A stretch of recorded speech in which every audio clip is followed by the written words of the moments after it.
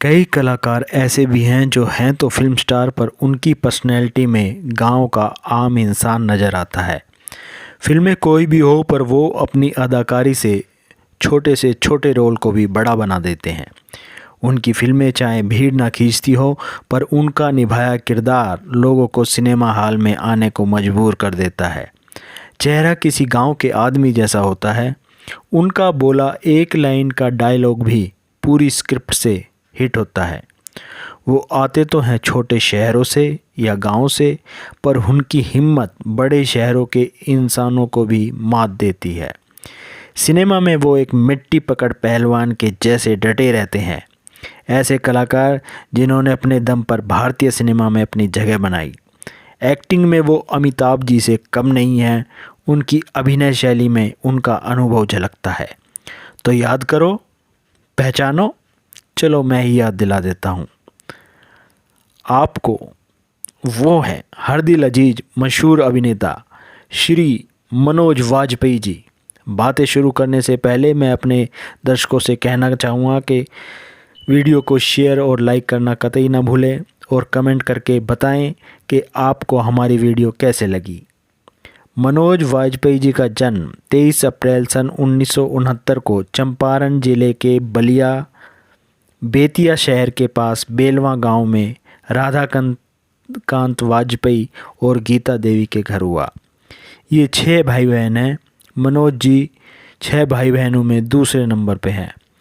वैसे मनोज के परिवार की जड़ें उत्तर प्रदेश के रायबरेली शहर से भी जुड़ी हुई हैं।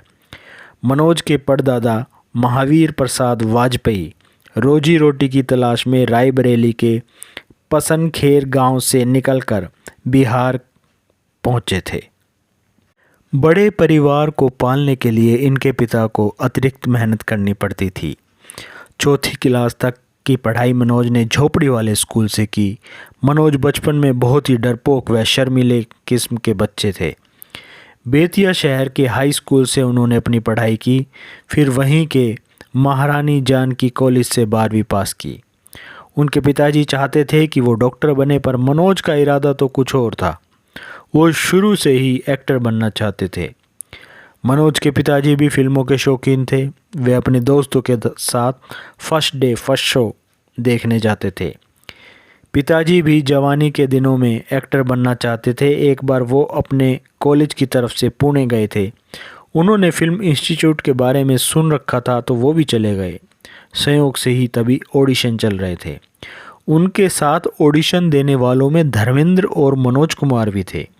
उनके पिता को अभिनय का शौक़ था पर तैयारी नहीं थी, इसलिए उनका दाखिला नहीं हुआ। पर फिल्मी शौक़ के कारण उन्होंने कॉलेज के दिनों में पार्ट टाइम फिल्म बाबू का काम कर लिया। उनका काम था फिल्म की रील वितरक से सिनेमा घर लाना। इस तरह फिल्म का शौक़ मनोज जी को अपने पिताजी से मिला। उनकी माँ भी फिल्म देखने की शौकीन थी। मनोज ने दिल्ली जाने की सोच ली। उन्होंने अपनी माँ से तो एक्टिंग सीखने की बात बता दी, पर पिता से बताने में उन्हें डर लगता था।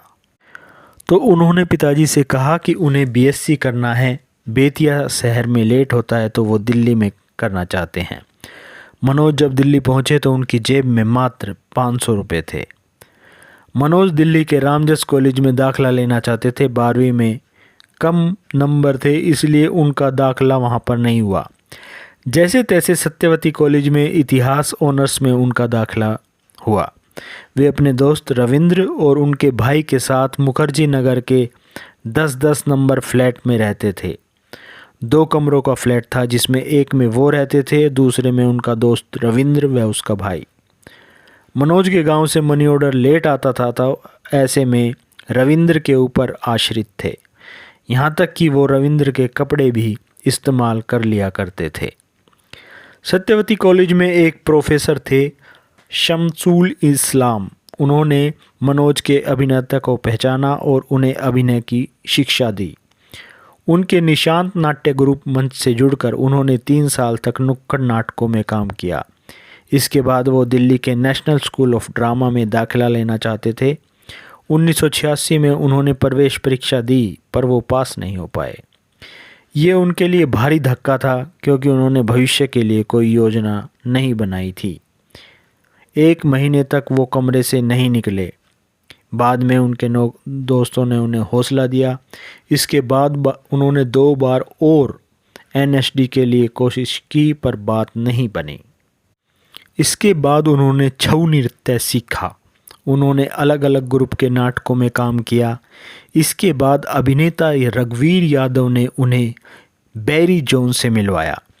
बैरी ने उन्हें रंगमंच की बारीकियां सिखाईं। मनोज ने रघुवीर यादव के साथ बगदाद का गुलाम नाटक में काम किया। ये नाटक हिट रहा। मनोज के किरदार को नोटिस किया गया। उनका काम और लगन बैरी को इतना पसंद आया कि उन्होंने अपने थिएटर एक्शन ग्रुप में 1200 रुपये तनख्वाह पर उन्हें अपना सहायक बना लिया। सन 1989 में हंस पत्रिका में रतन वर्मा की कहानी नेटवा प्रकाशित हुई थी।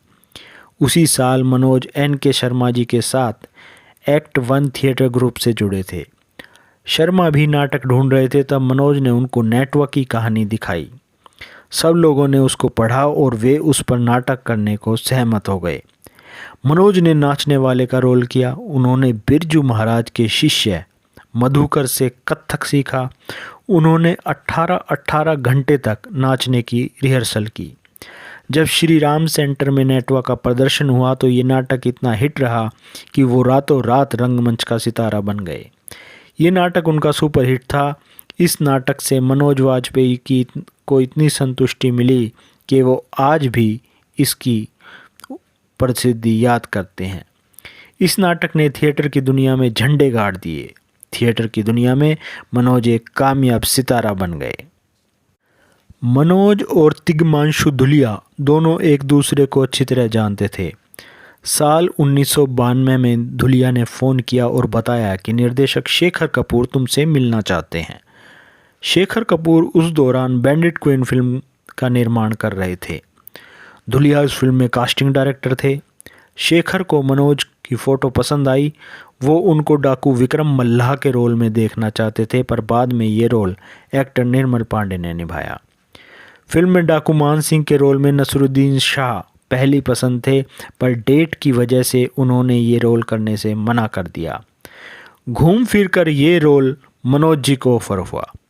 मनोज 80,000 रुपये फीस पर रोल के लिए हाँ भी भर दी। ये फिल्म बनी और अंतर्राष्ट्रीय स्तर पर खूब चली। कांस फिल्म समारोह में भी दिखाई गई। हर कलाकार को सराहना मिली, पर मनोज का रोल हाशिए पर ही रहा। इस फिल्म को करने के बाद घर खर्च चलाने के लिए मनोज ने दूरदर्शन के सीरियल शिकस्त में काम किया, जो कि 1993 में टेलीकास्ट हुआ था। इम्तिहान नामक एक और सीरियल ने उन्होंने काम किया था। इसके बाद मनोज मुंबई आ गए। सोच रहे थे कि बैंडिट क्वीन के बाद हिंदी सिनेमा में काम मिल जाएगा, पर ये तो अभी संघर्ष की शुरुआत थी। पंकज पराशर एक धारावाहिक बना रहे थे, अब आएगा मज़ा। मनोज अपने दोस्त अनुभव सिन्हा की सिफारिश पर गए, पर पंकज ने उनसे शूट कराकर रिजेक्ट कर दिया और बोले कि उन्हें एक्टिंग नहीं आती। बैंडिट क्वीन की शूटिंग के दौरान मनोज की निर्देशक प्रकाश झा से बात हुई थी। प्रकाश उन्हें अपनी फिल्म मृत्युदंड में लेना चाहते थे, पर मनोज जब प्रकाश झा से मिलने गए तो उन्होंने मनोज को पहचानने से इनकार कर दिया। मनोज एक के बाद एक लोगों से काम मांगने जा रहे थे, पर हर जगह उन्हें रिजेक्शन मिल रहा था। उनके पास सुबह के नाश्ते के भी पैसे नहीं होते थे। अगर प्रोडक्शन का कोई बंदा जान पहचान का मिल गया तो वो बोल देता था कि खाना खा कर जाना। वो खाने के समय अक्सर दोस्तों के पास चले जाते ताकि आज के खाने का जुगाड़ हो जाए। वो पैदल ही चलकर गोरेगांव जाते थे क्योंकि उनकी जेब में पैसे नहीं होते थे। एक बार उन्होंने गांव जाने के लिए बोरिया बिस्तर बांध लिया, पर दोस्तों के कहने पर कभी किसी निर्देशक के आश्वासन पर उन्हें रुकना पड़ा। सन 1993 से 1994 के उनके 2 साल बहुत ही त्रासदी में बीते। मनोज की ज़िंदगी भी ट्रैक पर नहीं चल रही थी। उन्हें अपनी थिएटर की दोस्त दिव्या से प्रेम हो गया था। वो दिल्ली के लाजपत नगर की एक संपन्न परिवार की लड़की थी। उन्होंने कोर्ट मैरिज की थी। कुछ दिन तो सुनहरे कटे, पर जैसे ही मुंबई आकर उनका संघर्ष शुरू हुआ तो वो पत्नी भी पत्नी को समय नहीं दे पाए और आर्थिक स्थिति भी उनकी ठीक नहीं थी। आखिरकार एक दिन उन्होंने अलग होने का फैसला कर लिया। इस वाक़या ने मनोज को अंदर तक हिला दिया। मनोज ऐसी दशा में पहुंच गए थे कि वो आत्महत्या करना चाहते थे। कहते हैं ना, जब मनुष्य हर जगह से निराश हो जाता है तो तब मुरलीधारी भगवान उनकी सुनते हैं। ऐसे ही जब वो हताश होकर थक हार कर बैठ गए थे तभी उनकी काबिलियत पर महेश भट्ट ने यकीन किया। वो दूरदर्शन के लिए स्वाभिमान सीरियल बना रहे थे। उन्होंने मनोज को बुलाया। पहले तो मनोज कम पैसे के कारण नहीं जा रहे थे, पर एक दोस्त के कहने पर वो राजी हुए। महेश भट्ट उनके काम से इतना प्रभावित हुए कि एक दिन उन्होंने मनोज को मिलने के लिए बुलाया। पहले तो उन्हें यकीन नहीं हुआ कि इतना बड़ा डायरेक्टर उनसे मिलना चाहता है। वो डरते डरते फिल्मिस्तान स्टूडियो पहुँचे। वहाँ भट्ट साहब चाहत फिल्म की शूटिंग कर रहे थे। जैसे ही महेश भट्ट ने मनोज को देखा तो उन्होंने उसको गले से लगा लिया। मनोज आज तक भट्ट साहब की उस जादू की झप्पी को नहीं भूले हैं। उन्होंने मनोज की हौसला अफजाई की और बोले, मुंबई छोड़कर मत जाना, ये शहर तुम्हें बहुत कुछ देगा। मनोज को स्वाभिमान सीरियल में मात्र 10 एपिसोड के लिए लिया गया था, पर उन्होंने 250 एपिसोड तक काम किया। इस सीरियल की कमाई से मनोज आत्मनिर्भर बने। उनकी लंच और डिनर की चिंता खत्म हो गई, पर अभी भी उनकी उतनी पहचान नहीं बनी थी। 1997 में राम गोपाल वर्मा की दौड़ फिल्म के लिए ऑडिशन चल रहे थे। मनोज को पता चला कि उस फिल्म में रोल के लिए 35,000 रुपये मिलेंगे। मनोज ने सोचा कि कुछ दिन का किराया तो निकल जाएगा।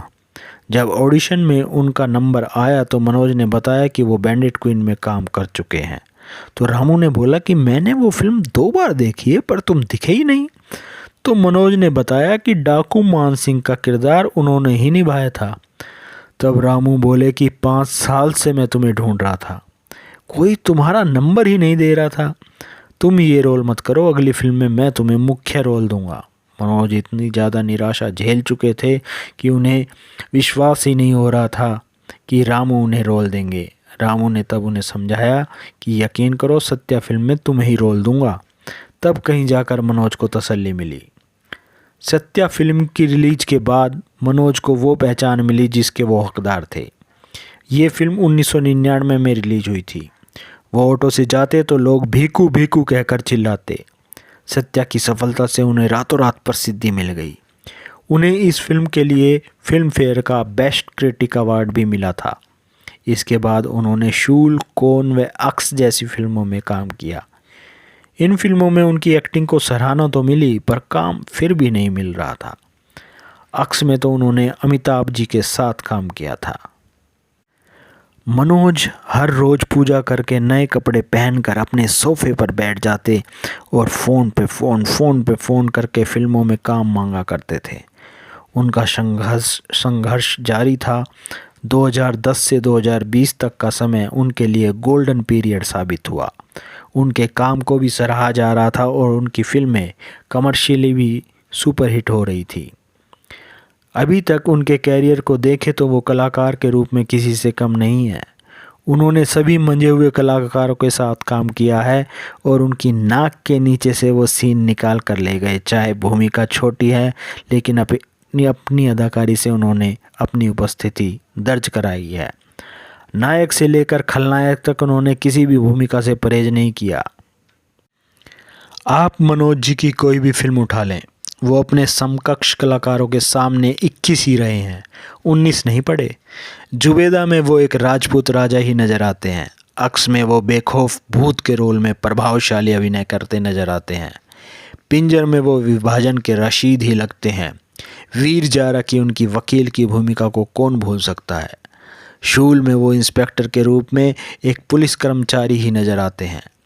गैंग ऑफ वसेपुर में वो धूर्त कपटी सरदार खान नज़र आते हैं। सोशल मीडिया पर सबसे ज़्यादा मीम्स इसी करैक्टर पर बने हैं। तांडव की भूमिका भी उनके सबसे अलग भूमिकाओं में से एक है।